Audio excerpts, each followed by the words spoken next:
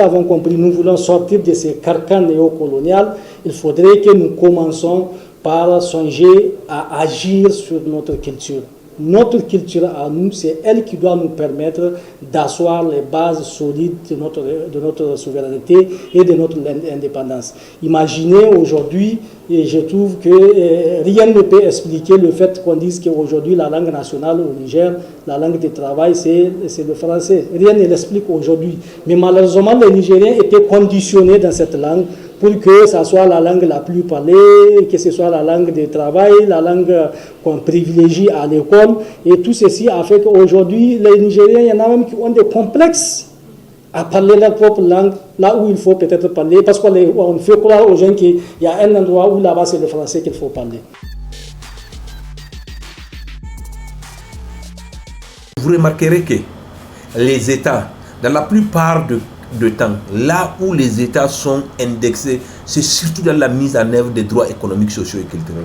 L'État a quand même donné des gages qu'ils sont dans la mesure de pouvoir accompagner les citoyens et les accompagner surtout dans le droit, l'accès à la santé, le droit à l'accès à l'éducation, à l'alimentation.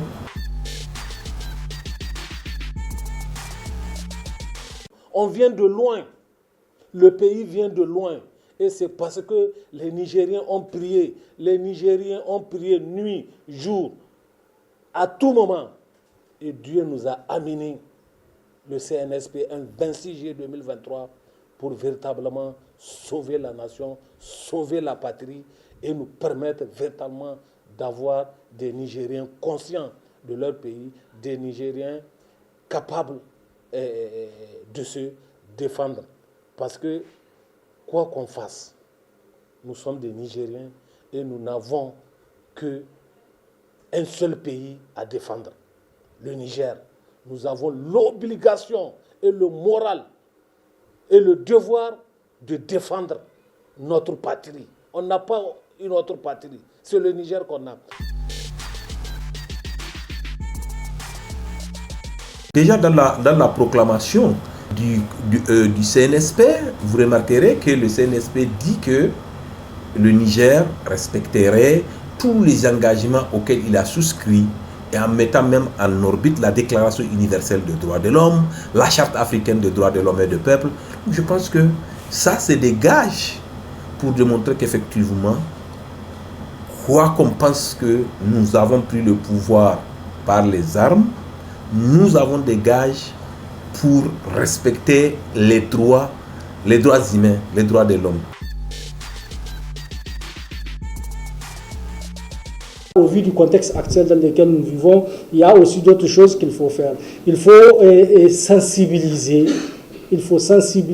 les citoyens, les agents de l'administration à comprendre la nécessité d'accepter de faire le sacrifice. Puisque dans tous les cas, les citoyens ne doivent pas considérer leur travail comme étant juste un gagne-pain. Allez travailler, on vous paie en fin du mois. Non, il faut comprendre que vous travaillez pour vous-même en tant que citoyen. Il faut comprendre que c'est votre part de contribution pour l'évolution de la situation socio-politique et économique de votre pays.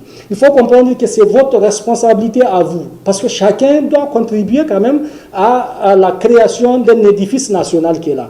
Et vous avez choisi d'aller travailler pour telle administration, mais il faut le faire très bien. Faites le sacrifice nécessaire pour que ça marche. Et comprendre que c'est quand tout un chacun arrive individuellement et collectivement à s'acquitter de son devoir, de faire bien son travail, c'est à ce moment-là qu'on va avoir la croissance économique et un développement qui va permettre qu'on cite notre pays parmi les pays les plus émergents.